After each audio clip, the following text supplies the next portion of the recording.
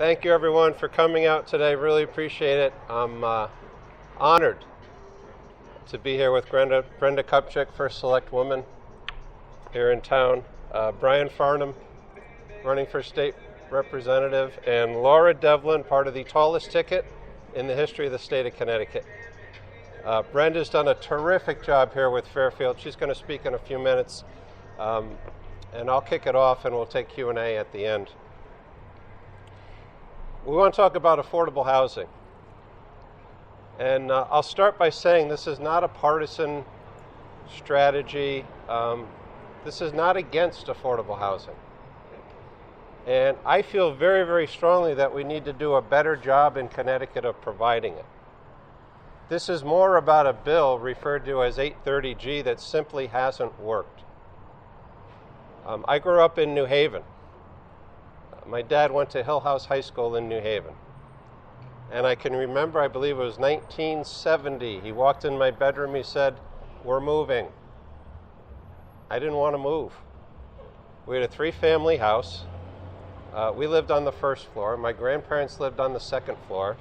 And there were crazy Southern Connecticut students on the third floor. And I can still remember the parties and the noise and everything else that went on up there. But my parents valued an education, and they thought that I could get a better education in a different town.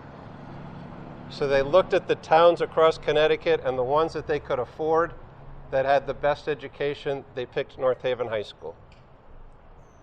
And this is not a sob story because it was a terrific neighborhood, but my dad found a house that cost $25,000. He took out a 30-year fixed-rate mortgage and made that monthly rent payment religiously. He's still there today. He's 92 years old today, still in the same house. I had 3 older sisters. They had 1 bedroom, a bunk bed for 2 of them, and the third sister in a 1-level bed. My parents had a bedroom. And again, this is not a sob story. I actually slept in a walk-in closet, which was terrific until I got to be about 6 feet tall, and then I had to curl up a little bit to go to bed at night. But it was a terrific neighborhood. It was safe. Was secure. We would sit down for dinner every night at 5:30. My dad worked at the Southern New England Telephone Company for 30 years. My parents valued an education. And unfortunately, we had to move out of New Haven to get a good one. That shouldn't be the case. We went to the public high schools, my 3 sisters and I. One of my sisters graduated from Yale, another one from UConn, a third from Albertus Magnus, and I went to Fairfield University. That's what we should be providing our kids. The ability to be mobile, the ability to get a good education. That's what Laura and I are going to do when we're governor and lieutenant governor. On the other side of this, 830G was put into place before the fall of the Berlin Wall. I don't think anybody thinks that it's worked.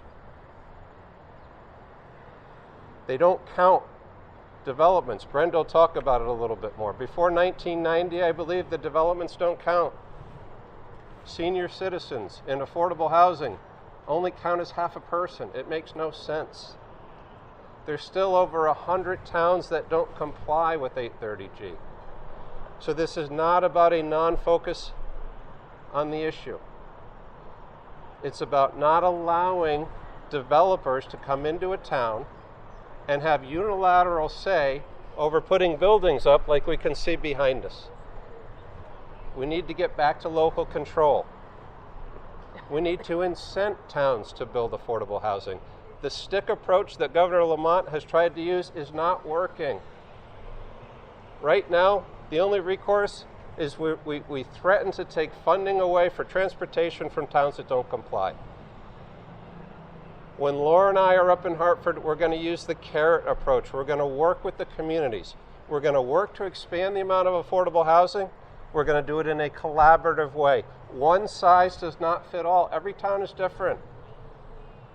People like Brenda are doing their absolute best to expand access to affordable housing. But it should be up to the local community, not some developer who may have ulterior motives coming in to jam it down the throat of the local community. Laura and I debate whether to repeal 830G or modify it. I think I'm in the camp of repeal and replace with something that works, but we have to stop hiding our head in the sand in this issue. We have to stop all the political rhetoric coming out of the governor's office. One day he's for it, the next day he's against it. We're not going to make any progress by ignoring that 830G doesn't work.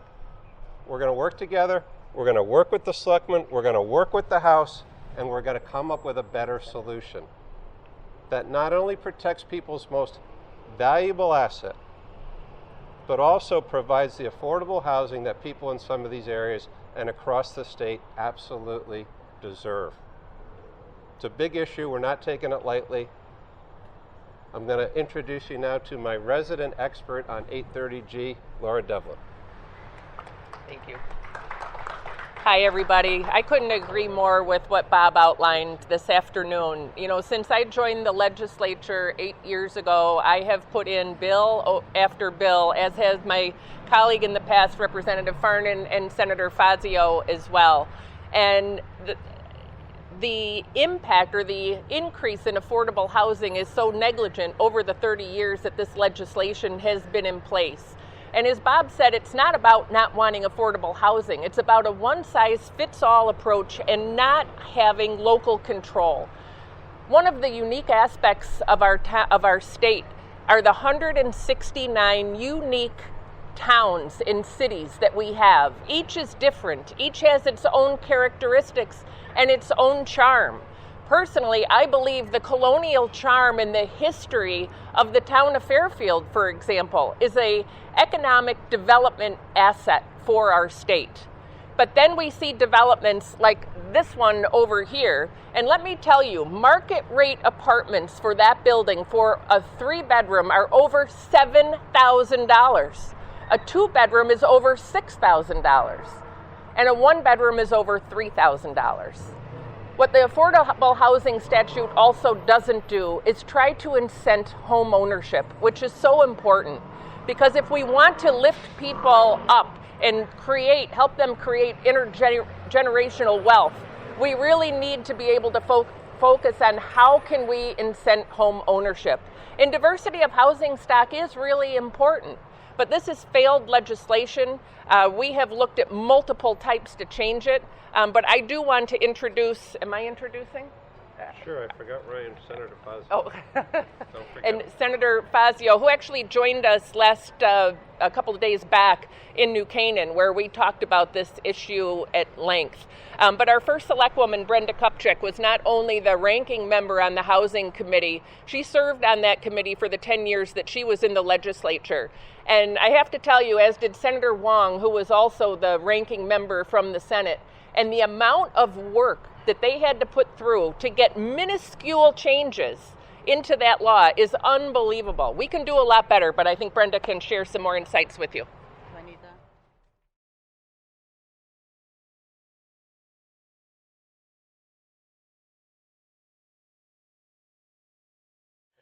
So I'm First Selectwoman Brenda Kupchak, and I was invited here by Bob Stefanowski and my former colleague in the House, Laura Devlin, because 8-30G has become a serious issue in the town of Fairfield. So when I served in the legislature, as they both mentioned, I was on the Housing Committee for nearly 10 years. The 8-30G statute seems to have become a philosophical difference of opinion, but it should, all the philosophical stuff and all the political stuff should come out of it.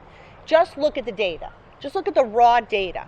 How much affordable housing has actually been built in the state of Connecticut since the inception of the 8-30G statute? The numbers don't lie.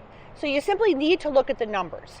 What is happening, and I just recently wrote an opinion piece that appeared in the Connecticut Post about this, because it becomes either you're anti-affordable housing or you're pro-development. The site we're standing at, this is our iconic area of our town. This is our downtown. The community theater, which was recently rehabbed with a lot of funds between Sacred Heart University and the Kleban family. Right next door could variably be a 5-story development.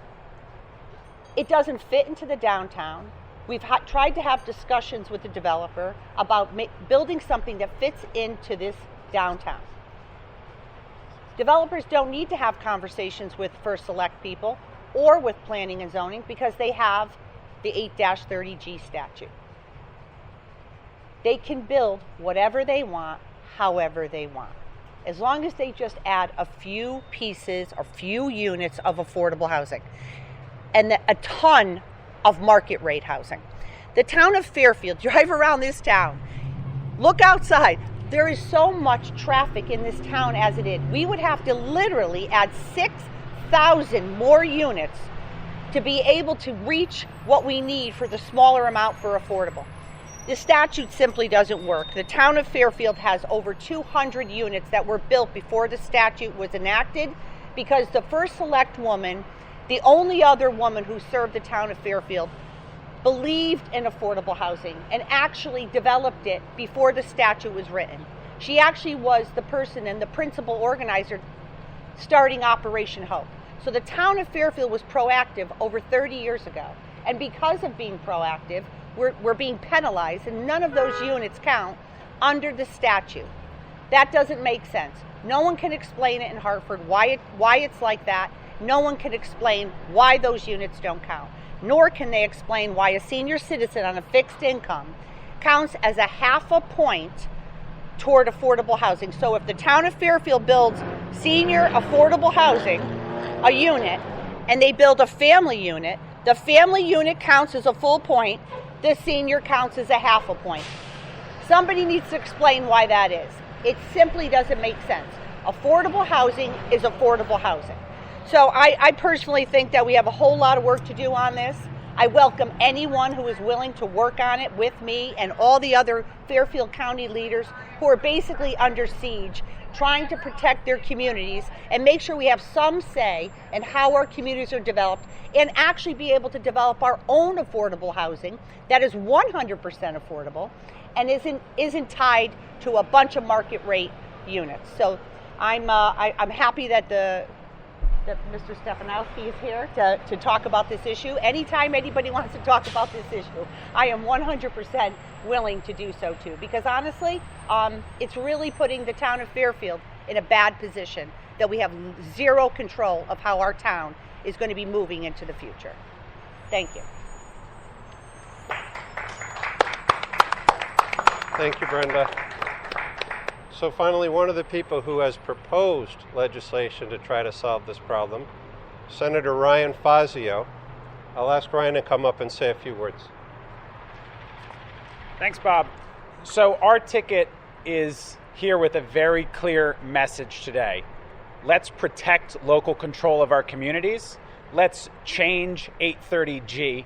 Let's advance affordable housing goals in a sustainable manner, and let's ensure that there is economic opportunity for all people here in Connecticut. 830G has been on the books for 30 years, as long as I've been alive. In that time, Connecticut has seen the largest increase in poverty of any state in the country, even though the legislation was passed under the guise that if we give up local control of our towns and cities, that we would be able to improve economic opportunity. At the same time, housing values in Connecticut have increased less than almost every state in the country over those 30 years as well. What we have in this state, the problem that we have in this state is a crisis of our economy, of economic opportunity, and of job creation. We need to solve that to ensure affordability. You can't afford housing if you don't have a job or you haven't seen a pay increase in 30 years, as middle-class families in Connecticut haven't. So legislators like Laura, like Brian, like myself, like Tony Wong have been on the record proposing specific legislation to change 830G so we can improve and increase local input into the affordable housing process, so we can advance those goals sustainably, and so we can protect the interests and the character of our towns and cities as well. There is a way forward on this, but we need to see change in our state government in November in order to make that happen. Thank you.